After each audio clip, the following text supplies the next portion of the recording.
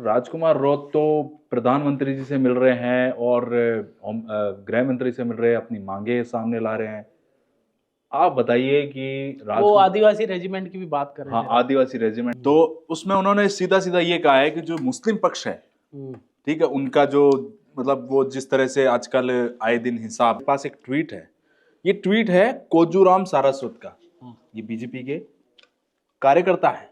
क्या है? अब ये ट्वीट पे लिखते हैं, मतलब पूरे बीकानेर के संयोजक हैं, वो ऐसा लिख रहे हैं, तो वाकई कहीं सवाल खड़ा हो रहा है। कोजूराम सारस्वत ने ऐसा लिखा है, बीजेपी के कार्यकर्ताओं पे बुलडोजर चल वीडियो रहे भी कि सरकार के अधिकारियों की लापरवाही है कि सीएम की सुरक्षा में इस तरह से सेंध लगी है। इवन गर्मा गर्म मैगी है, बटर वाली मैगी है, हेल्थ के लिए तो अच्छी नहीं है, लेकिन क्या करें, अपन फूडी लोग हैं। तो सर हदाई स्टार्ट करते हैं। हाँ। सर किरोड़ी लाल मीणा क्या कर रहे हैं आजकल? बड़े बड़े मुद्दे हो रहे हैं और दिखाई नहीं दे रहे। ऐसा ही भर्ती पर काफी बड़ी बहस छेड़ी बाबा आजकल सेवा कर रहे हैं, आप देख रहे होंगे सवाई माधोपुर और दौसा के लिए उन्होंने मोबाइल वैन,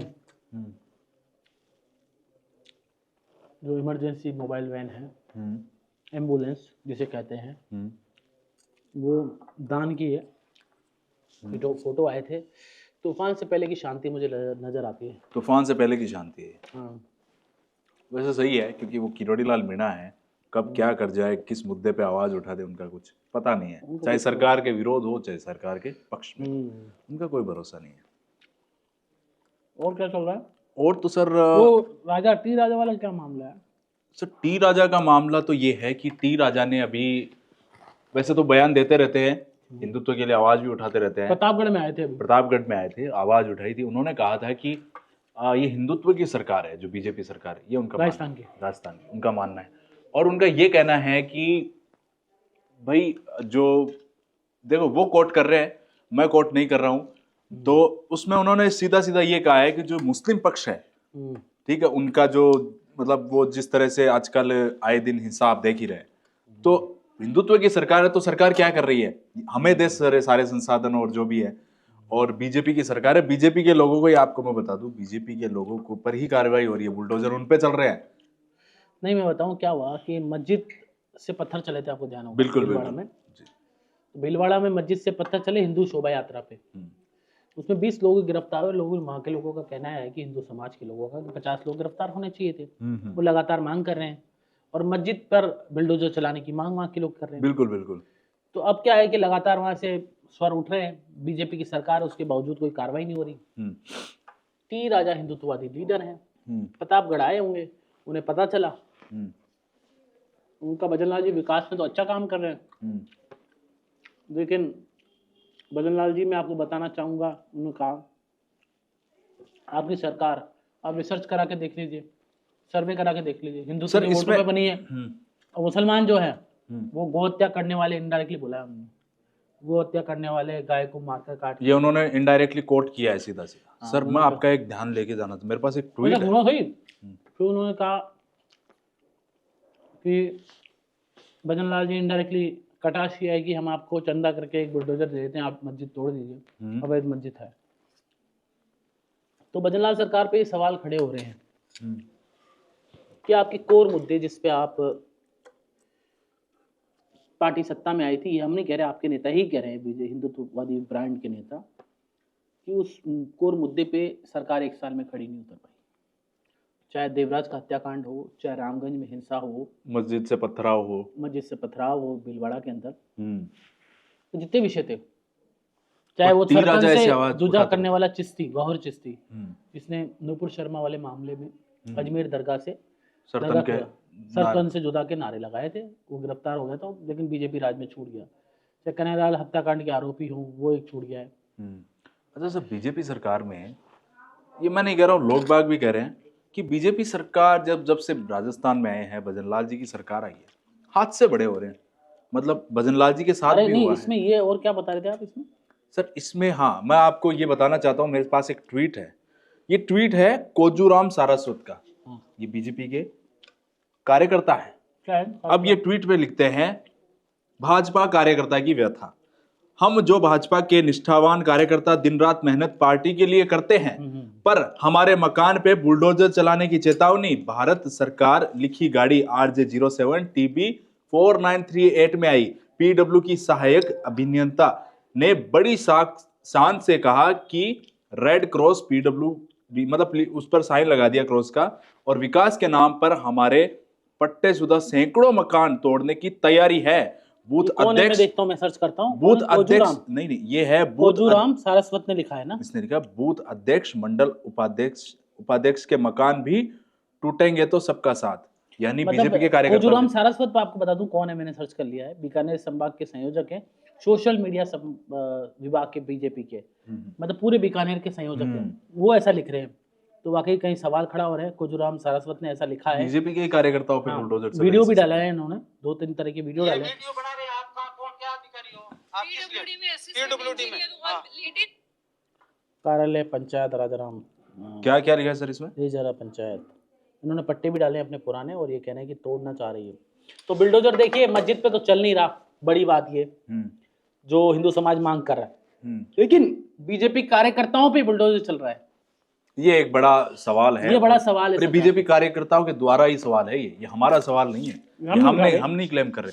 ये आपके सामने जो ट्वीट है, ये कोजूराम सारस्वत खुद बीजेपी के कार्यकर्ता। हमने एक पहले खबर भी आपको दिखाई थी, जो बीजेपी के कार्यकर्ता थे, उनके मकान पर अवैध कब्जा किसी ने कर रखा था जमीन पर, और वहां भी बुलडोजर की कार्रवाई चल रही थी। ये क्या हो रहा है सर बीजेपी सरकार में? रास्ता समझ नहीं आ रहा भजनलाल सरकार क्या कर रही है। मतलब विकास के नाम पर अपने कार्यकर्ताओं पर तो बुलडोजर चल रहा है। जो अवैध इमारतें बन रही है, जो आरोप टी राजा लगा रहे थे अवैध मस्जिद है, उस पर कार्रवाई क्यों नहीं हो रही?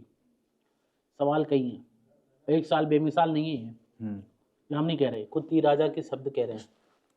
और सर मैं कार्यकर्ता की जबानी कह रही है, दर्द कह रहा है। मैं धरातल पे गया था, लोग ऐसी बातें कर रहे हैं। खाइए ना, खाइए, इसको भी खाइए। लोग बातें कर रहे हैं कि जो बीजेपी सरकार जब से आई है, भजनलाल सरकार, तब से लगातार कुछ ना कुछ बड़े हादसे हो रहे हैं, बड़े बड़े इवेंट्स मतलब फेल हो रहे हैं। खुद भजनलाल जी की गाड़ी भी टकरा गई थी, आपको पता है। देखिए सवाल ये, भजनलाल जी की गाड़ी जो सतप्रताप नगर में जब वो कार्यक्रम में जा रहे थे, राइजिंग राजस्थान से एक कार्यक्रम में जा रहे थे लघु उद्योग भारती के, सवाल ये खड़ा हो रहा है कि सीएम की सुरक्षा में सेंध कैसे लगी?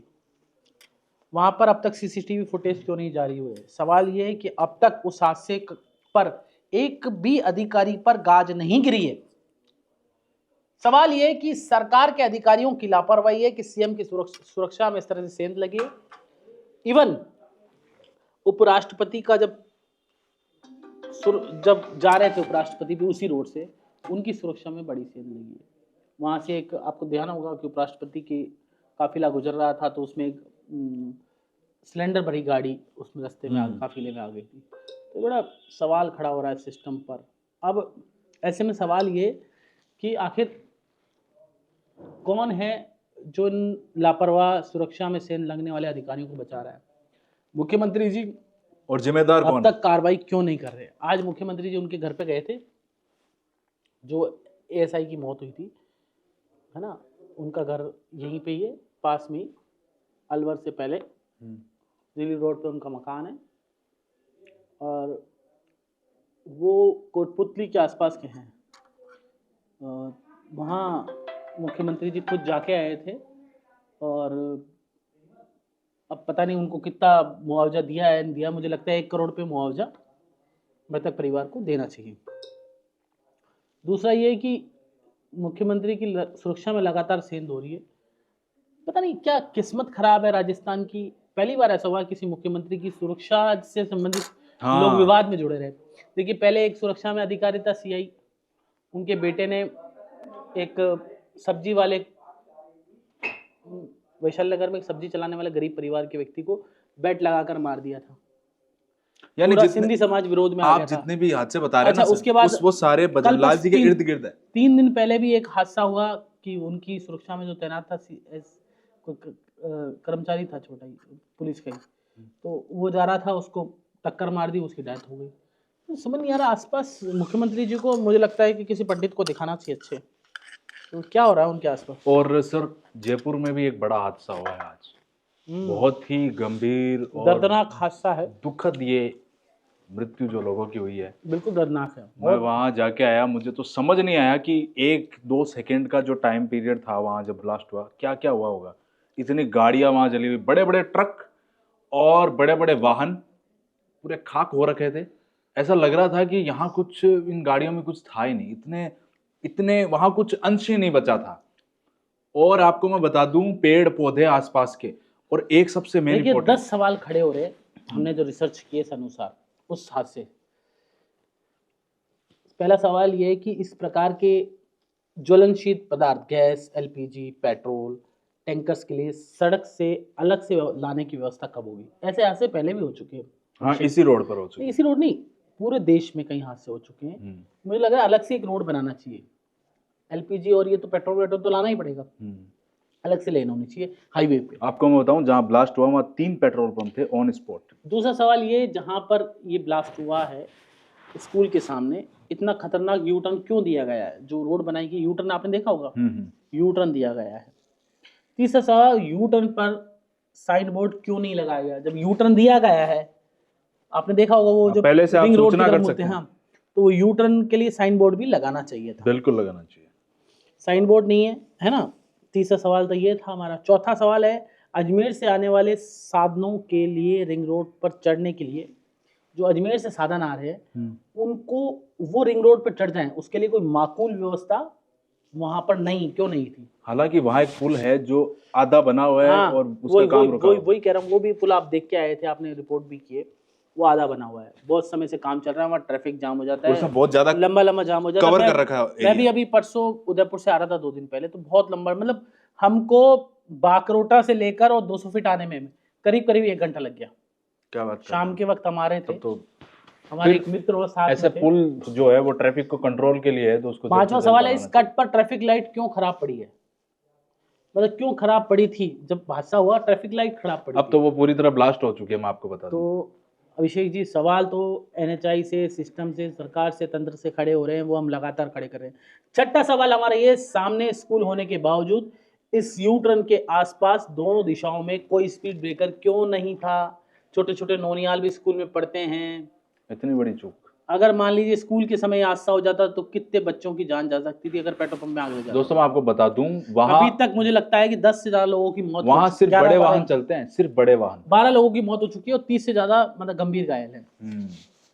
मुझे लगता है 40 के डेथ का आंकड़ा 20-30 के पार पहुंचेगा। हम चाहते हैं कम से कम मरे, हम तो श्रद्धांजलि व्यक्त करते हैं और हम ईश्वर से प्रार्थना करते हैं कि कम से कम लोगों की मृत्यु हो। और लेकिन हम सरकार को जगाना चाह रहे हैं। 7वां सवाल है, कई सालों से चर्चा होने में के बाद भी एनएचआई ने सुध क्यों नहीं ली यहाँ पे? तो कई सालों से बात चल रही है कि रिंग रोड से यहाँ रास्ता नहीं है, खड्डे हैं, वो पुल बन रहा है, एक रोड आगे है वो भी बंद है। उस पुल 8वां के। सवाल, रोज इस कट की वजह से भारी जाम लगता है, जो हम लगातार कर रहे थे कि प्रशासन, आप भी गए होंगे, लोगों ने बोला होगा आपको, बिल्कुल बिल्कुल जाम लगता है। मैं अभी यही बात कर रहा था। 9वां सवाल, डिप्टी सीएम भी इस सड़क पर जाम की वजह से कई बार फंस चुके हैं। प्रेमचंद तैरवा, उनकी विधानसभा इसी रास्ते से होकर गुजरती है। बगरू, फिर भी इस ओर क्यों ध्यान नहीं दिया गया? मतलब प्रेमचंद बैरवा अमूमन वहीं से गुजरते हैं, मैं आपको बता दूं। 10वां सवाल यह है कि प्रशासन और सरकार ऐसे हादसों के बाद क्यों नहीं जागते? लापरवाह हादसों पर कार्रवाई होती है पर पहले क्यों नहीं होती? मतलब अब कार्रवाई हो जाएगी जिम्मेदारों पर, लेकिन पहले क्यों नहीं हो रही है?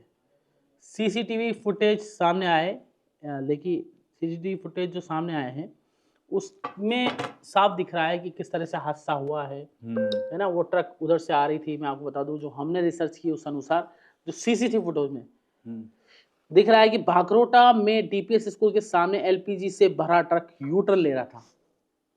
वो यू टर्न ले रहा था यूं, ठीक है, और यह टैंकर जो था जिसे टक्कर मारी है वो अजमेर से जयपुर की तरफ आ रहा था। इस दौरान जयपुर की ओर से आ रहे ट्रक ने गैस के टैंकर के नोजल पर टक्कर मार दी। अच्छा, नोजल पर टक्कर मार दी, फिर नोजल से करीब 18 टन गैस हवा में फैल गई और 200 मीटर एरिया का गैस चैम्बर बन गया। टक्कर के बाद आग और धुएं में बादल छा गया। इसके बाद कुछ सेकंड बाद जोरदार धमाका हुआ, आसपास की गाड़ियों में आग लग गई। 200 मीटर एक क्रिकेट ग्राउंड जितना बड़ा एरिया हो। और आप देखिए, आप गए होंगे मौके पर, एक तो शायद बस थी, 2 बस थी सर, 4 बड़े ट्रक हमने देखे। हाँ, बस उसके अलावा 2-3 छोटी गाड़ी, एक पिकअप, एक बस तो मैंने देखी। एक बस थी बस वो और भी वो स्लीपर वाली बस थी, उसमें लोग सो रहे बिल्कुल होंगे। बिल्कुल तो मुझे लगता है कि इस हादसे में करीब करीब, हालांकि सरकारी आंकड़ा अलग है, 50 के करीब है, हादसे में मुझे लगता है कि कम से कम 100 से ऊपर लोग घायल हुए होंगे। बिल्कुल हुआ है, मैं भी आपके सहमत हूँ इस बात से। हालांकि सरकारी आंकड़ा 50 के आसपास कह रहा है, और लगातार मुझे लग रहा है कि इतने सारी ट्रकें थी, कम से कम 20 एक ट्रकें होंगी, गाड़ियां थी, निजी वाहन थे। आपको मैं एक अलग बात बताना चाहता हूँ, उस हादसे के टाइम एक बड़ा हादसा और हो सकता था। पहली चीज, वहां पर 3 petrol pump on the spot थे जहां ब्लास्ट हुआ। दूसरा, वहां एक ट्रक था सर, उस ट्रक में माचिस जो होती है उसके लिए वो सप्लाई कर रहे थे, वो पूरा भरा हुआ था। अगर उसमें आग लगती तो वो आग रुक नहीं सकती थी, क्योंकि वो पूरा का पूरा कंटेनर पूरा भरा हुआ था माचिस से। वो तो वहां पर फायर ब्रिगेड आया, पानी गिलाया, तो वो सूखे आए, गीला जो भी है उसके जो वो रुका है। अदरवाइज ये और ज्यादा बड़ा हो सकता, हम नहीं कह रहे कि हो, लेकिन हो सकता था। तो ये हम कह सकते हैं यहाँ बचाव का थोड़ा कार्य बाद में ठीक किया गया, जो जिस तरह से फायर रेस्क्यू टीम। ब्रिगेड की गाड़ियों ने अच्छा काम किया है, मौके पर मुख्यमंत्री भी पहुंचे, ये भी अच्छी बात है, उनकी विधानसभा और पहुंचना हमारी भी- बात हुई थी ट्रक चालक से, पहुंचना भी चाहिए था मुख्यमंत्री जी की खुद की विधानसभा। सांगानेर का ये पूरा मसला है, बाकरोटा सांगानेर में आता है, आपको बता दूं अभिषेक, आप जब कवरेज करने गए होंगे आपको नहीं पता होगा, मैं तो वहीं का निवासी हूँ तो मेरे को पता है कि वो सांगानेर में आता है। सर ट्रक लोग चालक ये से भी कह बात रहे हुई थे, है। लोग सवाल खड़े कर रहे थे मुख्यमंत्री जी पर, मैं सुन रहा था कुछ लोगों को कि भाई रिंग रोड क्यों नहीं बनाई, सीएम का क्षेत्र है। हाँ, रिंग रोड का पूरा निर्माण होना चाहिए, वहाँ से जाने वालों की व्यवस्था होनी चाहिए, चढ़ने वालों की व्यवस्था, एक रोड बंद है।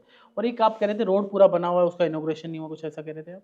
सर ऐसा है, एक तो वो पुल नहीं बना, और उससे आगे एक रोड आती है, एक साइड जाने का है, एक साइड आने का है। तो जो आने की साइड है वो रोड बंद है, मतलब जाने की जो साइड है वो बंद है। बनी हुई है वो? अब वो पुल जो है वो ट्रैफिक कर रहा है, उसके बाद में वो रोड बनी हुई रखी है, लेकिन उसका, Inauguration। हाँ उसका बस वो काम नहीं, मतलब वो उसका इनॉग्रेशन होना बाकी है, ऐसे समझिए। मैंने तो सुना है कुछ नेता ये चाहते थे कि इनोग्रेशन हो उसके बाद ही चालू हो, एनएचआई चाह रही थी ये कि- वहां के लोकल लोग कहते हैं, और उनकी कई बार बैठकें हो चुकी है इस चीज पर, और जल्द से जल्द पुल बना दे पर भी, क्योंकि काफी ज्यादा लंबा समय हो गया है, मार्च का समय उनको दिया गया है, सही बात है। और काफी स्लो गति से, धीमी गति से कार्य चल रहा है, ये लोगों का कहना है। कैमरे पे आने से वो बच रहे थे, उन्होंने कहा हम कैमरे पे नहीं आएंगे, लेकिन उन्होंने हमसे खैर बात की। बहरहाल अब जो घटनाक्रम है बहुत ही भयानक था, और सुबह में जब उठा 7:30 बजे तो वही मैंने देख लिया था। बड़ा भयानक घटनाक्रम है, भगवान ऐसा नहीं करे आगे, ईश्वर से हमारी प्रार्थना है।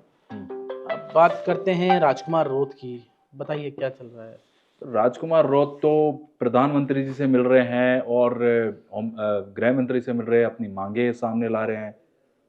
आप बताइए कि वो आदिवासी रेजिमेंट की भी बात कर रहे हाँ, थे। आदिवासी रेजिमेंट की बात कर रहे हैं, और उनकी मांगे जो है खत्म नहीं हो रही है। वो जब भी बैठक करते हैं, जब भी कुछ लोकसभा में जाते हैं, अपनी बात खुल के कहते हैं। कुछ दिन पहले उन्होंने ये तक कह दिया कि संविधान अगर आपको सीखना है तो आप जो आदिवासी समुदाय है उनसे सीखिए।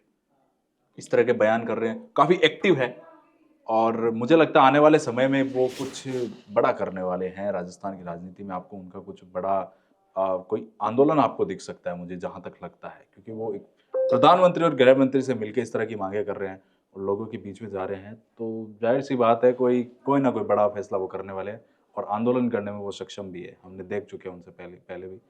और जिस तरह से उन्होंने ब्लड देने की बात कही थी कि हमारा डीएनए आप जांच लीजिए, तो मुझे लगता है कि आने वाले दिनों में राजकुमार रोत और भी जो नेता है, जो क्षेत्रीय पार्टियां है, जैसे हनुमान बेनीवाल। अच्छा, मैं दूसरा सचिन पायलट कह रहा था, सचिन पायलट आजकल बड़ा एक्टिव हो रहे हैं। अभी जो प्रदर्शन हुआ था, एक्टिवली सभी को साथ लेके कलेक्टिवली कांग्रेस ने प्रदर्शन किया। पहली बार मुझे ऐसा लगा, पहले तो मैं बहुत दिन से कह रहा हूँ ऐसा ही भर्ती का मामला चल रहा था, बाबा खुद उठा रहे थे, सत्ता पक्ष वाले उठा रहे थे, और कुछ पत्रकार, वो राइट विंग पत्रकार भी लगातार उठा रहे हैं सरकार के खिलाफ आवाज, लेकिन कांग्रेस सोई हुई है। हम कहते थे, लगातार कह रहे थे ना अपन, कांग्रेस सोई है। पहली बार जगह जगह कांग्रेस दिखाई दी, एक प्रदर्शन किया एक साथ, कल मतलब एक साथ एकत्रित होकर सारे गोविंद सिंह डोटासरा, खाचरियावास, सारे सचिन पायलट, सारे जो बटे हुए कांग्रेस के धड़े हैं, एक साथ दिखे। और अशोक गहलोत नहीं थे, लेकिन सचिन पायलट दिखाई दिए, डोटासरा और जूली गहलोत के कैंप के माने जाते हैं, वो भी दिखाई दिए। सब लोग एक साथ दिखाई दिए, तो सबको एक साथ एक मंच कूच करने वाले हैं मुख्यमंत्री का जो घर सबको है। एक साथ देखना बड़ा दिलचस्प था, सुंदर था। और अभिमन्यु पुनिया तो सचिन पायलट कैंप के माने जाते हैं, तो पायलट बड़े एक्टिव हो रहे हैं राजस्थान में। और जिस तरह से उस दिन वाटर कैनन छोड़ा था, और इसको गंदा पानी कह रहे थे कांग्रेस वाले, हालांकि बीजेपी की सरकार नहीं थी, जब बीजेपी विपक्ष में थी तो बीजेपी वाले भी गंदा पानी ही कहते थे, नाले का पानी। अच्छा सर, वो जो पड़ा गंदा पानी, तो मुझे सचिन पायलट सबसे आगे दिखाई दिए। ये सचिन पायलट एकमात्र राजस्थान में ऐसे नेता हैं कांग्रेस पार्टी के जिनका फेस है, जिनके पीछे लोग हैं, जिनके पास युवा हैं, जो 36 कौम के नेता हैं। अगर खुल के विपक्ष की भूमिका सचिन पायलट निभाते हैं तो it's good for Congress, it's not good for BJP. पर वो साइलेंट बहुत बीजेपी रहते के हैं। पास उनके बराबर का फेस नहीं आज। नहीं, वो साइलेंट बहुत रहते हैं। बीजेपी के पास सचिन पायलट के बराबर का एक फेस है, जो अभी उप मुख्यमंत्री है दिया कुमारी, उनको फेस बनाया जा सकता है, लेकिन फिलहाल की स्थिति में ऐसा कोई फेस नहीं है बीजेपी के पास। और या तो कोई यंग लीडर हो, अगर पुरुष की बात करें, और अगर वसुंधरा जी की स्टाइल में बात करें तो फिर दिया कुमारी है, और नहीं तो फिर अभी मुझे कोई लीडर आसपास दिखाई नहीं दे रहा जिसको डेवलप किया जा सकता है। सचिन पायलट खुल के आते हैं तो मुझे लगता है कोई अच्छा लीडर डेवलप होना चाहिए बीजेपी का, जो बीजेपी का ऐसा लीडर होना चाहिए जो मुकाबला कर सके। लेकिन सचिन पायलट से मुकाबला करना आने वाले टाइम में बड़ा टफ होगा बीजेपी के लिए। हो सकता है सर, क्योंकि जिस तरह से वो साइलेंट रहते हैं और फिर जो कमबैक करते हैं, उससे यही लगता है कि भाई उनके टक्कर पास टीम है, अच्छे लोग हैं, उन्होंने बुरे समय में अपने लोगों का साथ दिया। सचिन पायलट की एक खासियत है, उन्होंने बुरे दौर के अंदर जो उनके साथ थे उनको सबको एमएलए बना दिया, किसी को क्या बनाया। तो एक लीडर की खासियत, अच्छे लीडर की खासियत ये होती है कि अपने साथ वालों, बुरे दौर के साथ वाले लोगों को आगे बढ़ाए, अपने लोगों को आगे बढ़ाए, जब भी लीडर डेवलप होता है। देखिए बचनलाल जी लीडर तो बन चुके हैं, नेता तो बन चुके हैं, नेतृत्व क्षमता भी उनमें है, लेकिन ऐसा लीडर क्या काम का जो अपने लोगों को, लोग मुझे बीजेपी के लोग कहते हैं कि भजनलाल जी अच्छे व्यक्ति हैं, लेकिन सरल भी हैं, सहज भी हैं, लेकिन जब अपने साथ वालों को, पुराने दौर के साथियों को, और जो साथ चल रहे हैं आज उनको अगर खड़ा नहीं कर पाए तो वो लीडर नहीं होता। बिल्कुल बिल्कुल। टूथलेस टाइगर आपने एक शब्द सुना है? टूथलेस टाइगर, या तो लोग उनके जो शेर तो है पर दांत नहीं है उसके। लोग उनको बारे में इस तरह की बातें कहते हैं, लेकिन हम कटाक्ष नहीं कर रहे हैं उन पे। People are saying that. तो देखते हैं लोग। और आज जो हादसे में जितने लोगों को मतलब ठेस पहुंचा है, जो मृत्यु हुए हैं, उनको हमारी तरफ से श्रद्धांजलि, और ऐसा हादसा वापस ना हो इसकी हम कामना करते हैं। किसी कहीं भी ना हो, कहीं ना हो विश्व में, ऐसी हम कामना करते हैं। बहुत बुरा हादसा था और प्रे करते हैं जो अभी ठीक होने दिवंगत वाले आत्मा है उनको शांति मिले, और जो अभी घायल है उन जल्दी से जल्दी ठीक हो जाए। ठीक हो जाए। ईश्वर से हमारी प्रार्थना है। राम राम सम, जय जोहार। जय जोहार। चलो इसको तो खा लो यार। अरे मैं मस्त हो गया था बातों में।